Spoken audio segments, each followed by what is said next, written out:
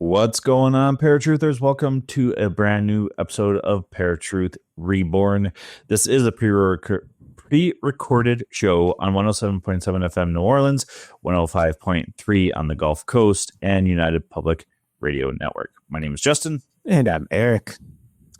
And tonight, folks, we are going to prepare for a chilling journey into the heart of the Bermuda Triangle, where countless vessels have met their demise. From the unexplained disappearance of Flight 19 to the enigmatic fate of the SS Cotopaxi.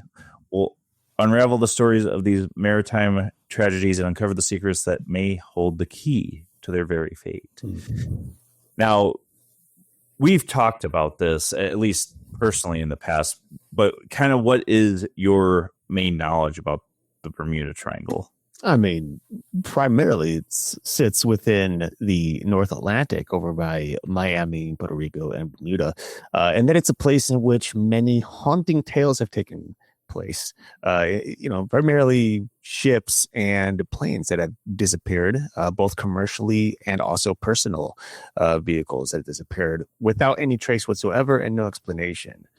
So it's a place that's really been built around superstition, and has a lot of theoretical paranormal anomalies that people believe have happened there to create these disappearances. Yeah, and looking at the science or scientific explanation behind it, some of it was kind of weird, and we'll get into that. And to me, doesn't really explain everything away.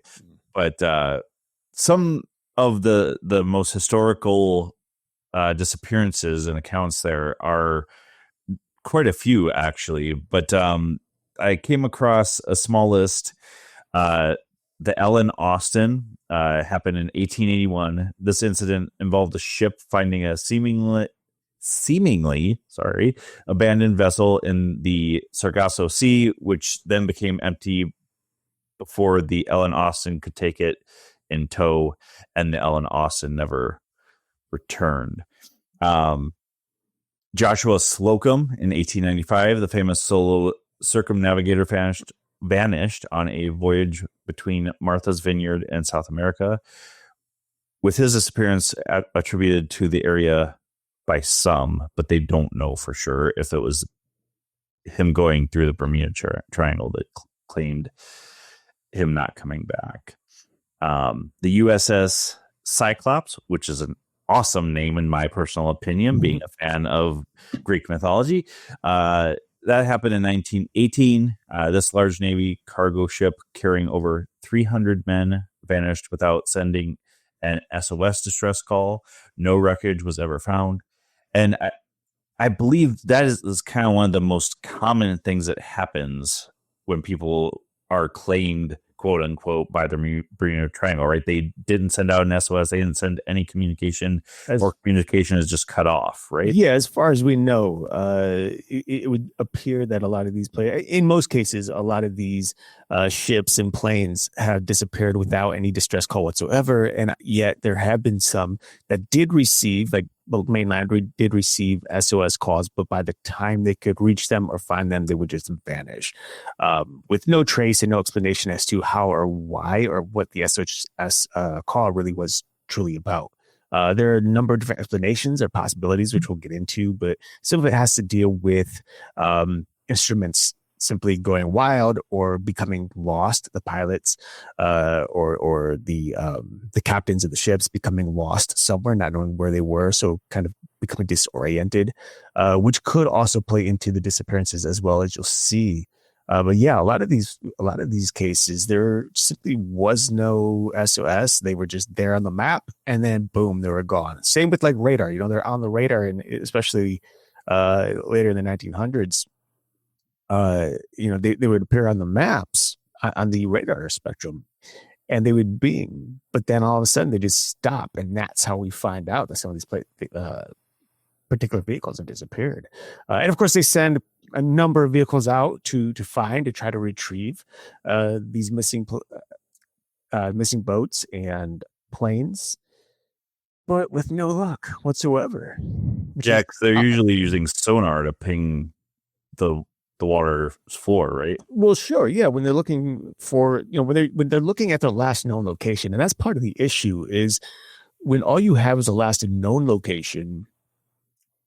That, I mean, if we're talking about a plane, for example, moving at relatively high speeds, once it disappears, it could keep traveling off of radar for who knows how far. So if you're looking in like a 20 square mile range of what you think this plane or what this plane's last location was, it might be 60 to 80 miles off of that, from all we know. And not to mention, you have to consider the various tides, strong tides happening in the area as well. So even if a ship goes down or a plane, it could be carried away real fast on the various currents. Yeah. Well, yeah. That was what my thinking was, is if a ship is going down, or if it does go completely submerged, the undercurrent could grab it and still drag it along even after it's gone under. Okay. Some of the others here was the Proteus and Nereus, I believe is how it's pronounced, in 1941. And that was the sister ships of the USS Cyclops. Also just disappeared without a trace in the same region. And I believe same situation. No SS distress was sent. Flight 19, which is one of the most famous flights to go missing there in 1945. 5 U.S. Navy torpedo bombers went missing after their leaders' compasses reportedly malfunctioned. A rescue plane sent to find them also disappeared the same day. Star Tiger and Star Ariel, which sounds like some really awesome names there. 1948 and 1949, 2 British passenger planes disappeared within a year of each other with little warning or evidence of what happened. And then the Reborn in 1958, a racing yacht with 5 people on board, failed to return after a gale. A passing shrimp boat reported seeing figures trailing from ropes, but a rescue wasn't attempted, which kind of baffles me, in my opinion. I get they were a shrimp boat, but why would you not try and help people that are in the water? I mean, if we had the answers to every question, Well, well, and there is this kind of relationship with the Bermuda Triangle in the South American area, and then the Dragon Triangle. Since you put that information in our notes, I'll have you kind of go over what the Dragon Triangle is. Sure. So the Dragon's Triangle is very, very similar to the Bermuda Triangle. And really, when you look at it on a map, there seems to be almost a clear connection from the Bermuda Triangle through the Earth to the Dragon's Triangle, which kind of brings this whole idea or theory that there's some sort of wormhole here, and that maybe some of these missing or disappearances of the ships and planes have actually disappeared and ended up over near Japan somehow as they traveled through these wormholes. Now, the Dragon's Triangle, also known as the Devil's Sea, primarily is a region in the Pacific Ocean near Japan, and is known just very similarly as the Bermuda Triangle for mysterious ship and plane disappearances. Now, both of the areas, of course, that is the Dragon's Triangle and the Bermuda Triangle, are linked by theories of mysterious magnetic forces, unusual natural phenomena like rogue waves and sudden storms, and potentially volcanic activity that could cause some sort of methane gas release that, as you'll hear soon, could cause some disruptive problems for ships in particularly. The Dragon's Triangle, of course, is also rooted in ancient Chinese mythology about dragons causing the turmoil, hence its name. Now, the region itself within the Pacific Ocean is often described as extending from Japan to the Mariana Islands and Guam.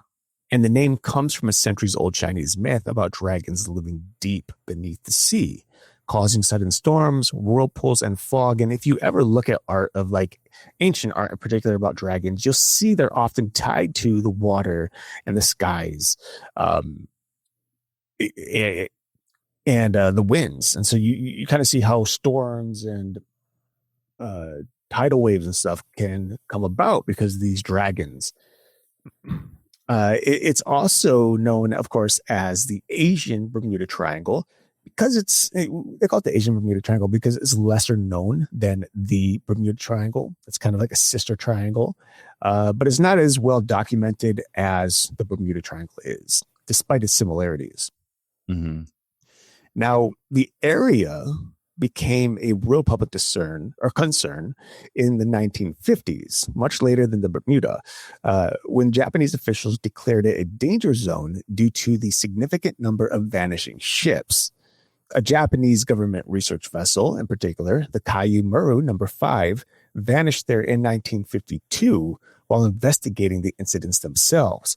Once again, very similar to what we see in the Bermuda Triangle, where a ship or a plane goes out to find a missing ship or plane, and then disappears itself. Very odd, of course. That's something you wouldn't think would happen, all considering, and yet it seems to happen. Well, and that's the fascinating thing about this is there's these disappearances, but although we can't explain them, science is telling us there has to be a rational explanation to it. Right. And for some of these cases, it's very possible. But, some of the theories that are out there about the triangles, and I've heard this for both, is Atlantis technology. Some theories propose that the lost city of Atlantis is located in the area of Bermuda Triangle, but they also don't know where Atlantis was and how far the Atlantis reach was, if Atlantis was even real. Right. Its active crystal technology is causing malfunctions in modern vessels. And the reason I bring the whole location up is because I've heard it's close to the Mediterranean Sea. I've heard it's close, to the Bermuda Triangle. And we'll probably be doing a whole episode on Atlantis if it's fact or fiction, but there is a huge speculation that the Atlantis was never a thing. Right. Other theories are alien abduction. One fringe theory suggests that extraterrestrials are using the area as a base for abducting ships and aircraft. And I have seen multiple theories about not UAPs, but what do they call them? Underwater. I don't know what they call those. I underwater phenomena. I mean, what else would you call them? I don't know. Unidentified water vessels, something. But there's been theories about that too, that vessels or alien craft are actually going underwater to bases that they have on the ocean floor, or that the humans, alien that are working together do. I mean, there's been plenty of evidence just recently released showing some odd phenomena in which it would seem that some sort of aerial craft moving at super speeds would dive into the ocean and then come back out of the ocean. And that's through military technology in which it's been viewed. So these are things that have been released, or videos released by the military themselves, which is, very interesting, declassified images and videos. So the fact that they're releasing that kind of stuff and showing us that, yes, they noticed something flying into the water and back out of the water and moving at speeds that they can't keep up with themselves. And not to mention moving at angles at those high speeds that our own modern airplanes can't do. Kind of just, it really attests to the possibilities of what's really out there, and in particular, in this case, within the triangles. And that was happening around the time of the whole orb situation, drone situation last year, right? I think so. Yeah. Years are. Yeah, they're all blending together. The weirdness that's going on. And then the last part, and there's, I'm sure, tons more theories. These were just the most well-known theories. Time vortexes or portals. Some stories describe the area as a vortex or portal to another dimension, or a time warp that pulls vehicles into the past or future. And part of that is from some ships that have gone missing, have somehow just randomly returned as ghost ships. Mm-hmm. And I want to say that they thought that Amelia Earhart's light had come to the same demise around I believe it was the Dragon's Triangle.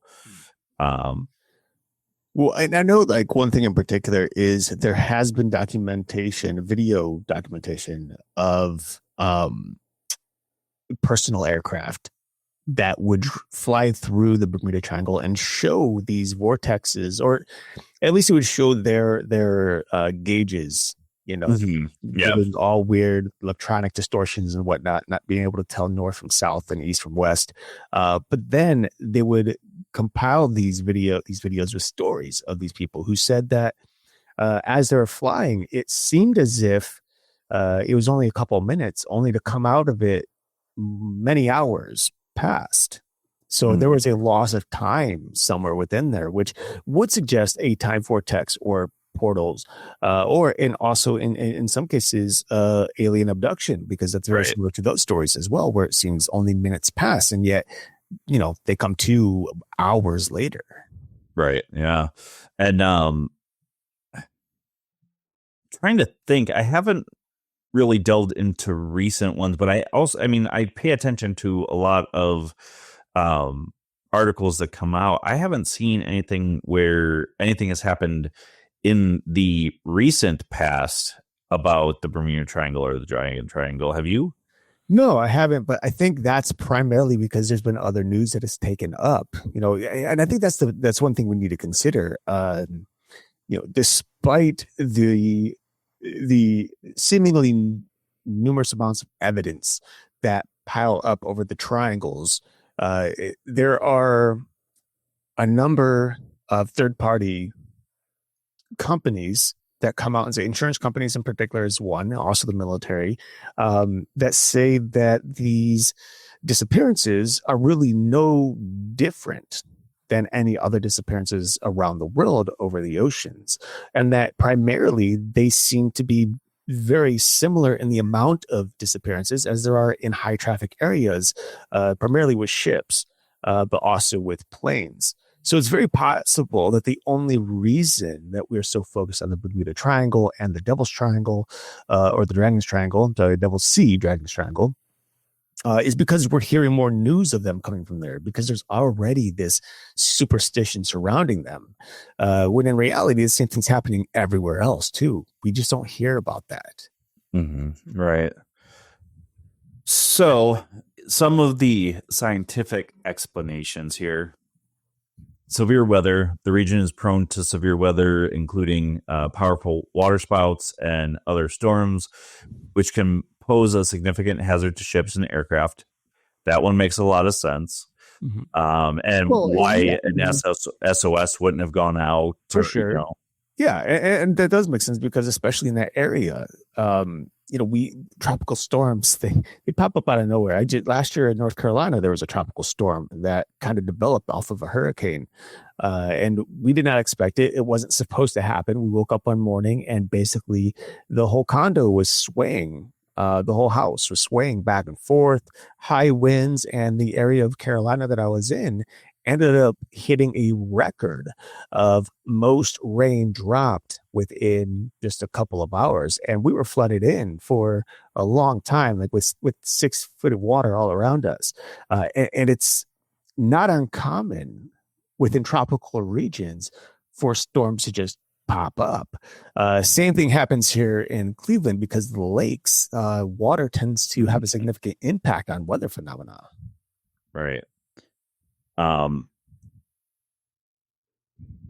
which kind of leads into this next one, because if you're having severe weather, you'd be having Gulf Stream issues. The powerful and swift Gulf Stream current can pose navigational challenges, and the ocean floor in the area has many complex features, which I didn't dig into what that means, but I'm guessing there's a lot of jagged rocks, some shallow spots as well, and stuff like that. And as well as very deep areas such as the Mariana Trench. So who knows? At least I don't know. I'm sure that there's some evidence out there as to what those type of structures can do to the surface. Waves getting larger, or various things like that, which can certainly happen. Or as you said, I mean, if it's shallow, ships can easily run aground and then eventually sink. Yeah. I hate even saying this one because I feel the government, the military, and science use this one way too much.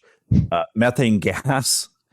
Theory suggests that pockets of methane gas trapped beneath the seafloor could erupt, releasing bubbles that decrease the water's density, causing ships to lose buoyancy and sink rapidly.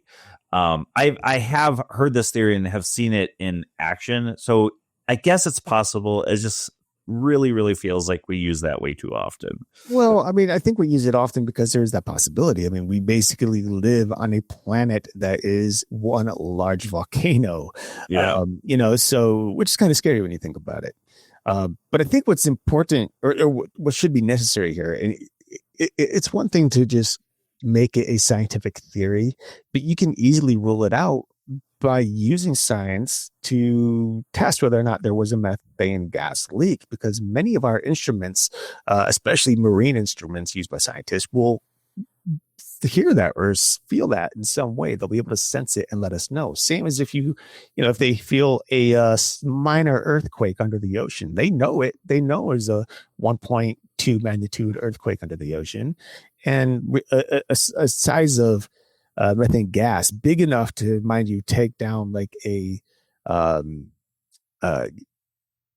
do you call it? Like a shipping container boat, or even a military grade battleship, would be pretty significant and easy to detect. Maybe not back in the 1950s and 40s, but nowadays for sure.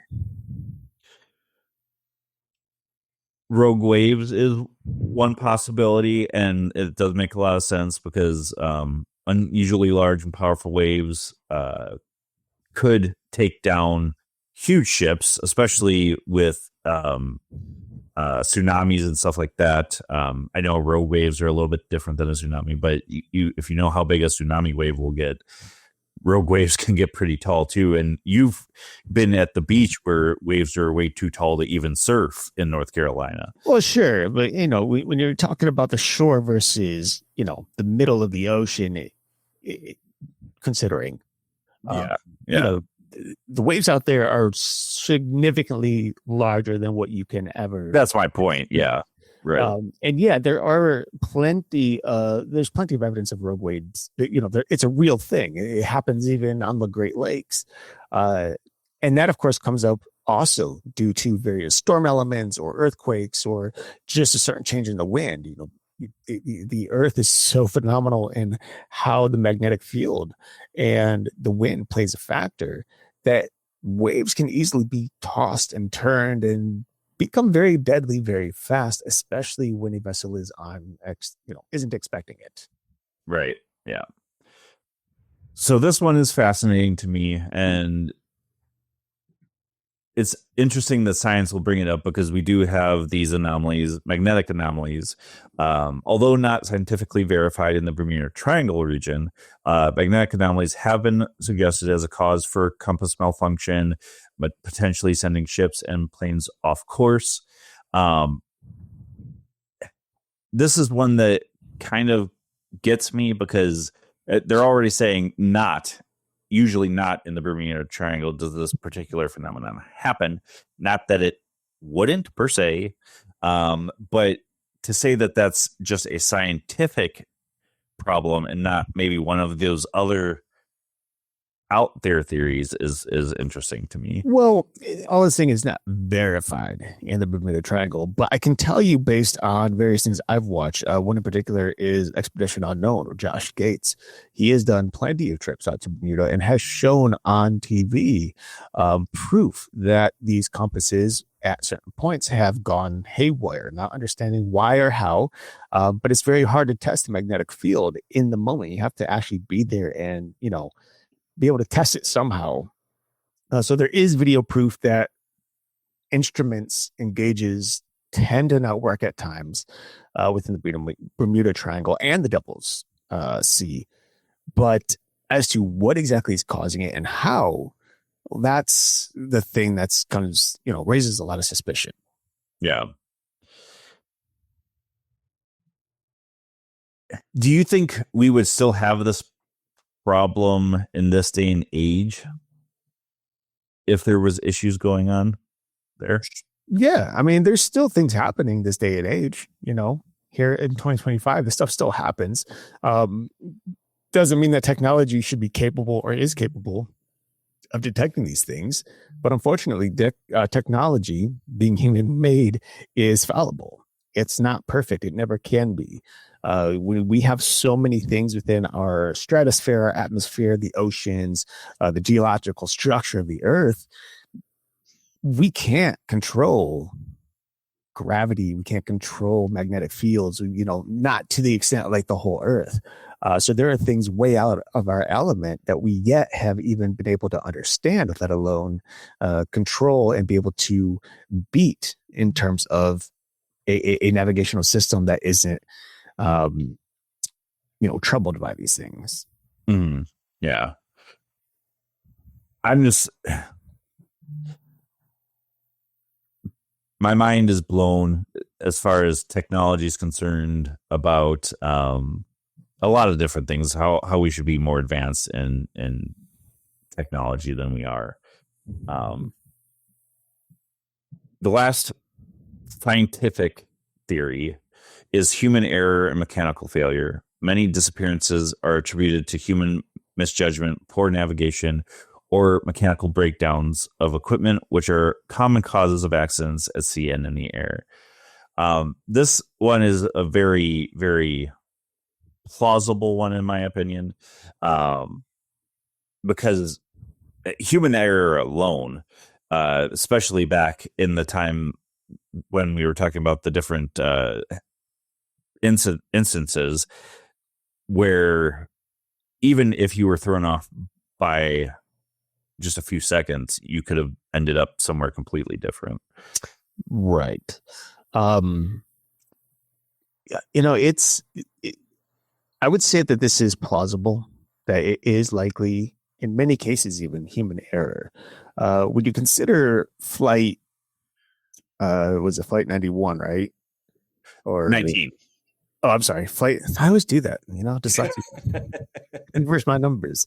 Flight 19, when you have roughly, well, not roughly, but exactly 5 torpedo bomber planes out there, and they all go missing, it's kind of weird. And I understand that 4 of those planes are following the lead plane, but it doesn't make sense that they would all go off course. Like one of them, if not multiple, would have proper navigational systems running, but it would seem, or at least I would assume, that all of their instruments on each plane went haywire and they got lost. Either A, and there's a number of explanations of possibilities. A, they got turned around and they were much lower, to the ground, or I should say to the sea surface, sea level. I think that's what I'm looking for. Than they thought. And once coming out of like a cloud or something, they crashed into the ocean. 2, they veered way off course, not knowing where they were, and ended up losing fuel and crashing. And 3, of course, is the idea of a really bad storm that happened to disrupt all of the, not only instruments, but the ability to fly in general. But again, we're talking about 5 planes that disappeared. And then on top of that, for a ship to go out looking for these planes and that ship also disappear, that's weird. Like, that's beyond weird. That's not normal. And we see that multiple times in both the Bermuda Triangle and the Dragon's Triangle, in which vehicles will go out looking for other vehicles that have gone missing and yet go missing themselves. And that's unexplainable. There should be an explanation there, and there isn't, which makes it all the more mysterious and really raises a lot of the suspicion around paranormal phenomenon. Yeah. Well, and if there is some type of magnetic anomaly that somehow they ran through, I can see how not just human error, but mechanical failure would have happened with the compass and stuff.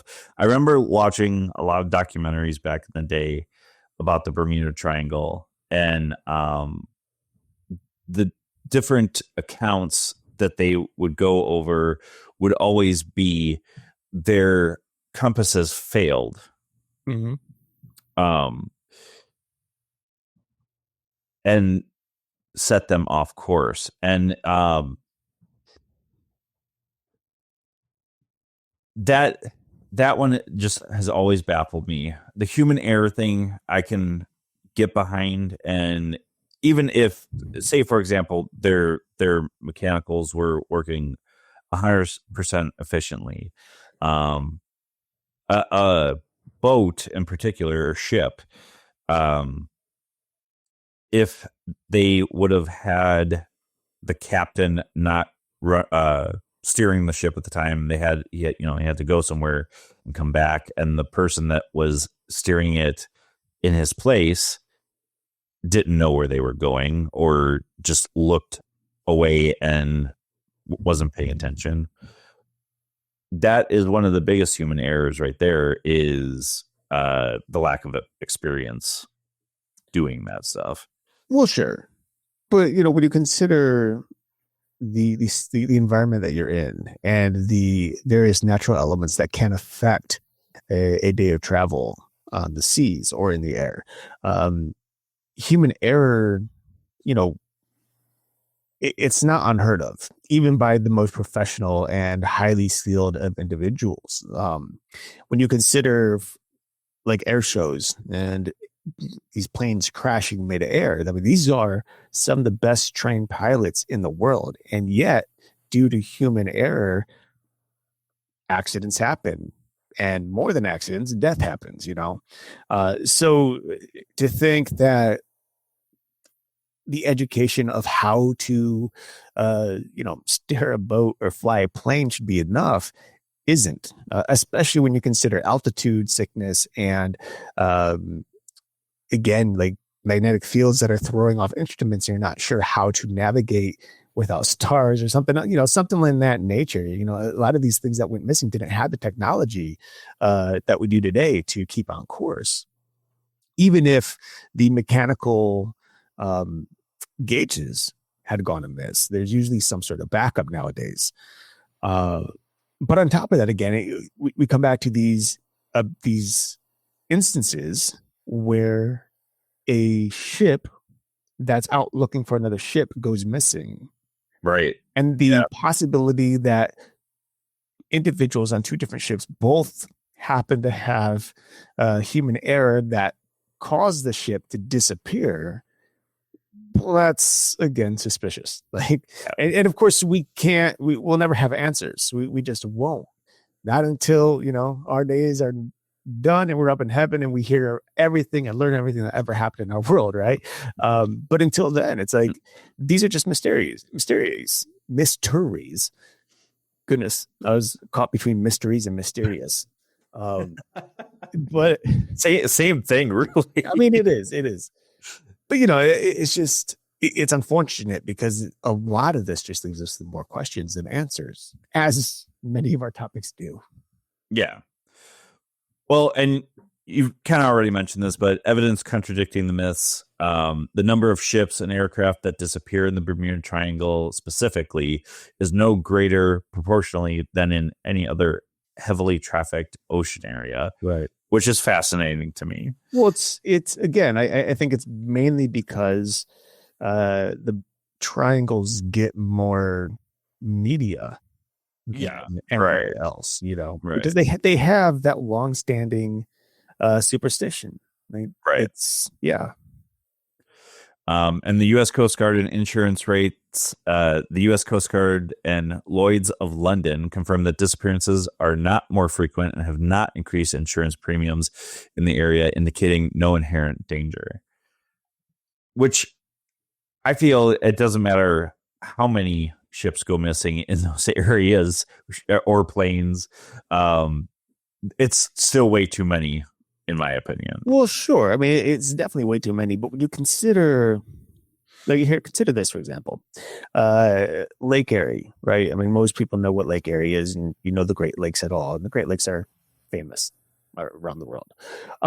With that said, Superior being considered one, the biggest and one of the most dangerous lakes, if not the most dangerous lake.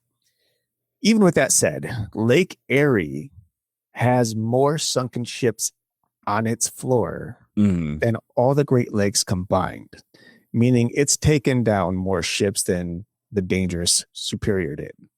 And yet, all we have for explanation in many of those cases is the fact that Lake Erie is shallow, very shallow. The ships run aground and then they sink in the deeper waters. We don't have much explanation, but the fact that there have been thousands of ships at the bottom, or that there are thousands of ships at the bottom of Lake Erie, is very fascinating and suspicious considering. And it's no different than the oceans. Again, Lake Erie, the Great Lakes in general, they're not a focus when it comes to disappearances, although there's been a couple of disappearances that have hit the media. But they're triangles. They've got superstar status, right? Or in this case, super triangle status, I guess. But it's the simple fact that anybody could take, in this case, a missing charter of some sort, and blow it up to a level in which so many people become interested and are talking about it that we start focusing in on the areas in which this happened. And we start saying, oh, well, this also disappeared and that disappeared. And all of a sudden, we have a real mystery on our hands. Mm-hmm. I didn't look into this, but hurricanes go up through the Bermuda Triangle at times, right? Pretty much all the time. All the time? Okay. So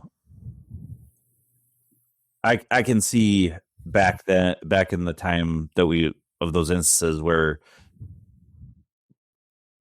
they probably were not paying or didn't have the weather technology that we do today, and just things are gone and they didn't know that there was a storm out there. I mean, yeah, I don't know. I'd have to look that up.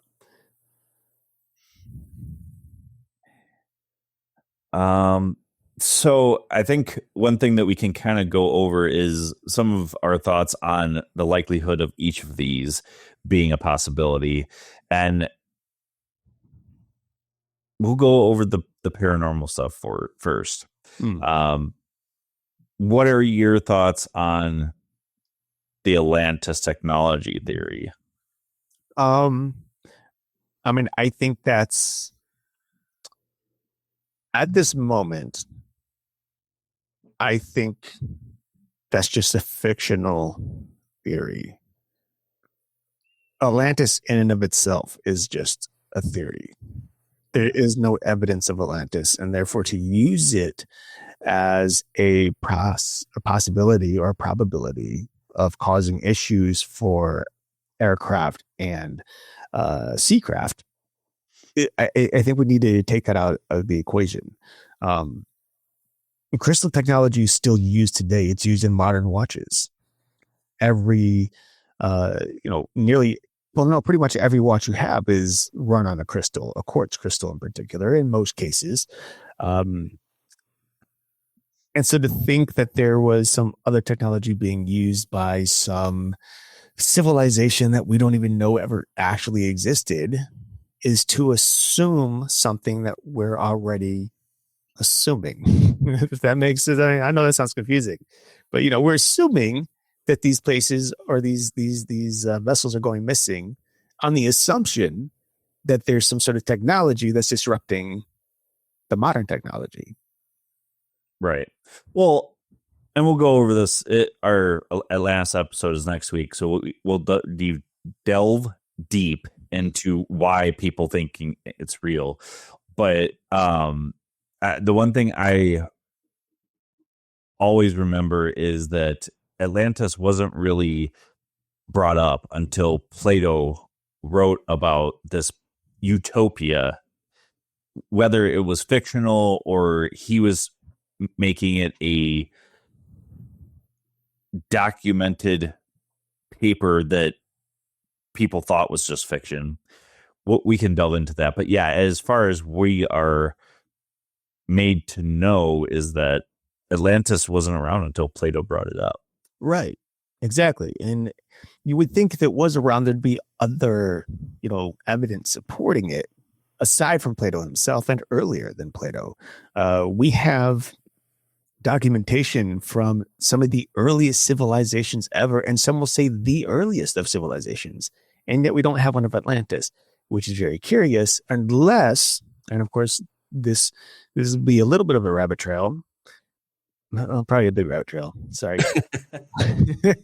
But let's jump into the book of Genesis for a moment, chapter 6 in particular, when you consider the flood. Of course, the rise of the Nephilim.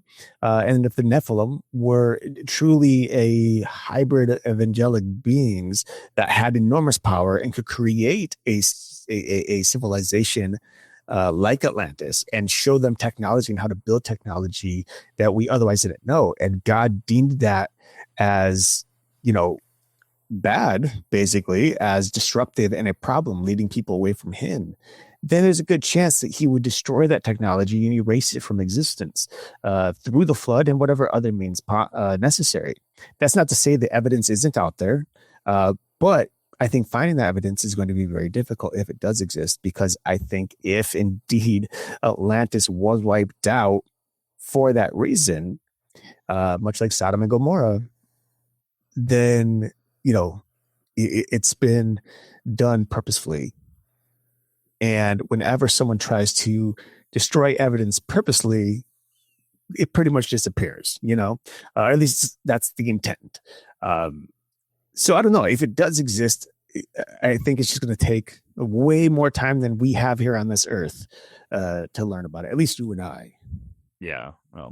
Well, we'll go over all of the theories and all that next week. But also going back to you talking about the Bible, same thing with Tower of Babel. It was destroyed because we were trying to use technology to reach God. And yeah, here we are in modern day using technology to still reach God. Right. Some people will say it's not God they're trying to reach, but it's the same concept. Right. The alien abduction theory. What are your thoughts on that? The alien abduction theory, I think, holds a little more significance only because the amount of evidence that is stacked up for extraterrestrial abductions. We have stories centuries old about alien abductions. You look at ancient hieroglyphs, there is very much pictures, or at least what looks to be like pictorial evidence of some sort of saucer-like shape and people in space suits. So I think there is certainly a possibility here. It would explain why some of these things have disappeared and never shown up again. But again, this is all still theory. Unfortunately, we don't have significant evidence to even prove that extraterrestrial life exists, let alone that they fly around in spacecraft and are capable of abducting people or animals. I know how much aliens like their cows, but I don't know. Yeah. Well, with the weird things that have gone around recently, yeah, I feel it's a plausible thing. Again, like you said, we don't have proof that aliens exist. With the invention of AI, with people always using the fake videos to say that things are real, that's where you run into way too much hoaxes. That's the word I was looking for. And yes, there have been a lot of people that have come out saying, yeah, there are underwater bases here's the evidence and the proof from not sonar but satellite technology. So and that was another theory about Amelia Earhart as well, was that she was abducted by aliens. And not to throw out the nerd thing out there, but that was also a Star Trek episode that they found Amelia Earhart. She was abducted by these aliens years and years ago, and then they find her. That one's, I think all three of these are probably not 100% believable, but it is an interesting theory. The time vortexes and portals. I mean, it's going to be, again, repetitive in that we don't have evidence to support it, but we do have at least verbal descriptions of something similar happening. Yeah. People who have made it out of these vortexes. Now, the vortex, I think, is very possible because we do have evidence that supports the fact that there are instruments that tend to get all out of whack when in certain areas of the Bermuda Triangle, just randomly. It's not a specific place whatsoever. It just happens randomly. Whether or not it's a vortex or something else altogether that is very much scientifically explainable, we don't have yet. But I do think the time vortex is very possible. And as for like wormholes, I mean, you and I have talked about the wormhole that you and I seem to have driven on multiple times when we were on our way to the gym and back. How it would always be faster coming back than it was going there, even though it was the exact same road going both directions.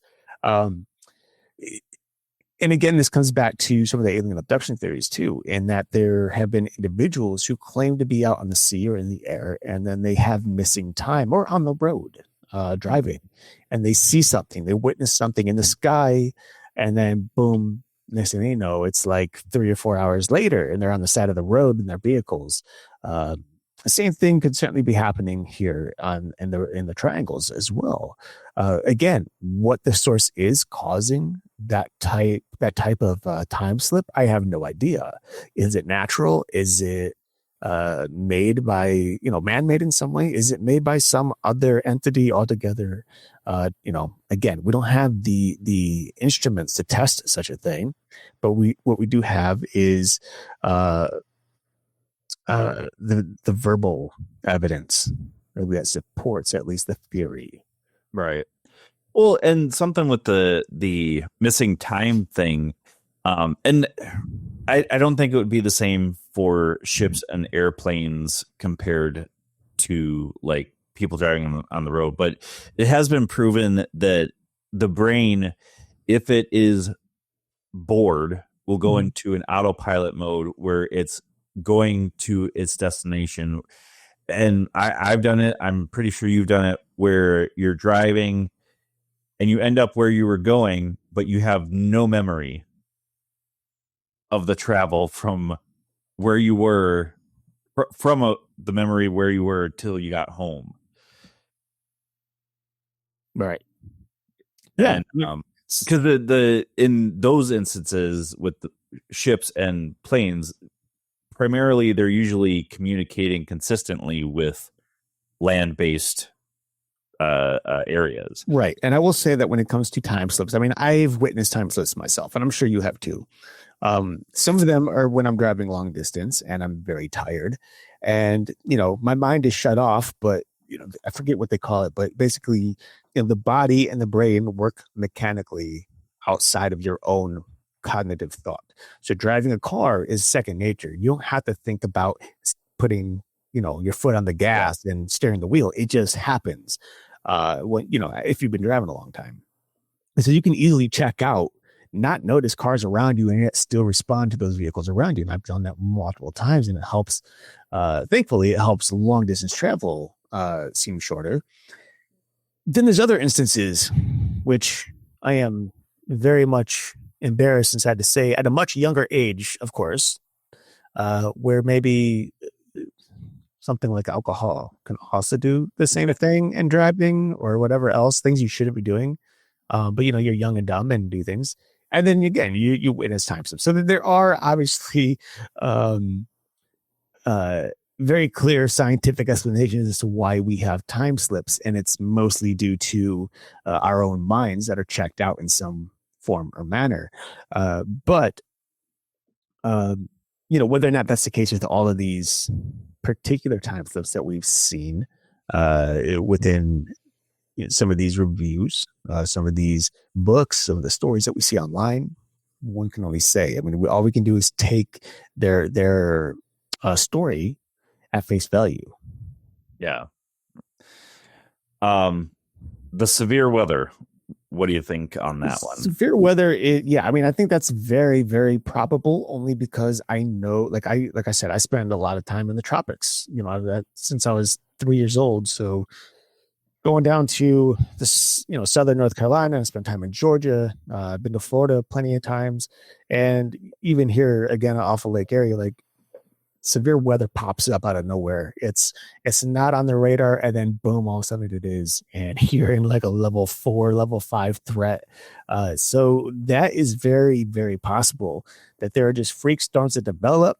They're strong enough to take out, whatever is flying or on the sea, and then boom, they scatter and disappear, and it's like nothing was ever there. And there's rarely ever any evidence left behind, especially in the middle of the ocean, right? On land, you can at least see damage, but in the ocean, it just looks the same before the storm and after. So yeah, I think it's a very strong explanation, and I think it's a very strong possibility. Was that the case for every one of these cases? No, probably not. But at least for a few of them, I think it very much is a strong possibility. Yeah. Well, and like I said, we didn't mention all of the instances, just the more well-known ones, right? Because there, like you mentioned, there have been instances where people seemingly disappear and then all of a sudden are back. They have no knowledge of how they got where they are, or they report before that happened. Mechanical errors were happening with the compass or even with other gauges on their ship or plane. Mm-hmm. So severe weather, yeah, especially around the 1880 mark. We didn't have the technology of radar in the sky and tracking weather as much as we do now. Gulf Stream, I think, is a pretty good possibility of at least not finding those ships and planes. Mm-hmm. Whether it caused them to go off course, I mean, I'm sure it's possible. How likely that is, I've never driven a boat, so I couldn't tell you. Right. The methane gas. Yes, that one again. I mean, that's a tough one. I think there's a possibility, but again, I think, at least in more modern times, if there was indeed a true methane gas leak or whatever that's big enough to take down an entire cargo ship, then there would be some geological, what's the term I'm looking for? Like seismic activity. Yes, seismic activity that would easily be picked up by any number of sensors out there on buoys throughout the ocean, through the Atlantic and Pacific, for that matter. So using that as an account or a possibility for some of these, maybe in the early years, of seismic activity tracking and weather tracking, but more recently, I don't think so. Not at all. I don't think there's a chance that would happen and we wouldn't know about it. Right. Well, and both the methane gas and the Gulf Stream would not explain for the airplanes that went missing, obviously. But right. So for the boats, yeah, I think, again, back when we didn't have the technology to track those things other than, holy crap, the ground is shaking. Yeah, I think that we probably wouldn't have noticed or known that it had happened. And then the human error and mechanical failure, we've already discussed it.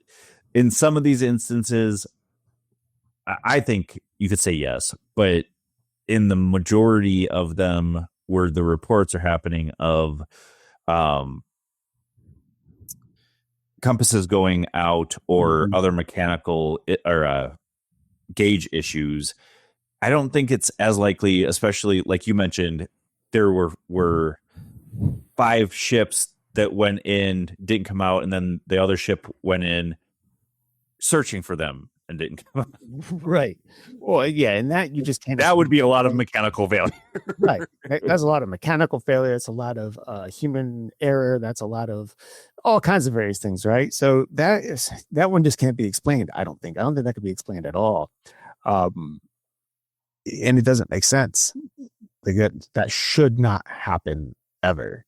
And yet it's happened multiple times in 2 different areas of the world that happen to, or at least seem to be interconnected in some very real way. Like if you were to drill a hole through the center of the Bermuda Triangle, you would come out roughly in the center of the Dragon's Triangle. And that's odd, right? That's super weird. Yeah. Well, and this isn't proven, but with the knowledge of ley lines and things of that nature, where that connection would be a possibility too, or the portals. But we've in the past have talked about the hollow earth theory and stuff like that, and maybe there is some truth to that or not. I'm not saying I believe it, but it would make sense why those 2 areas would be connected, sort of a straight line from one to the other. Right. Any final thoughts? And don't say no and then say but. Give me a moment to think. No. But. No. No. Not even going to say the word. I'm no buts. Yeah. This is one that is a phenomenon that I've always been interested in, but can't say 100% if this phenomenon is real or not, or what the cause would be. But if you guys heard any flaws in what we came across, definitely point it out to us. We don't like giving out wrong information, so we will gladly correct ourselves if need be. But definitely do the research and reach out to us, because there's a lot of different theories out there about the Bermuda Triangle, the Dragon Triangle, and we would love to hear others. So make sure you're putting in the comments of wherever you listen or watch. Next week, like I mentioned, we're going to do another fact or fiction. Was Atlantis real? And we'll delve deeper into the theories that are out there, because there's some interesting ones. If there's any evidence at all of Atlantis, again, we'll get into that. I know of some. And then we've got Richard Palamisano and Peter Rowe the week after that for the Complete Paranormal Investigation Handbook, which will be awesome for us because we've always wanted to write one. So it'll be interesting to see what they have in their handbook. For sure. But yeah, that's pretty much all we got for you guys. As always, make sure you like, share, subscribe, no matter where you're listening or watching. Again, this has been a pre-recorded show on 107.7 FM New Orleans, 105.3 FM on the Gulf Coast, and the United Public Radio Network. Make sure you're checking out all the great shows on UPRN. There's a lot there, and from my knowledge, we have at least one more coming on, probably a few more coming on. But until next week, where you'll find us same time, same channel. My name is Justin. And I'm Erik. Peace.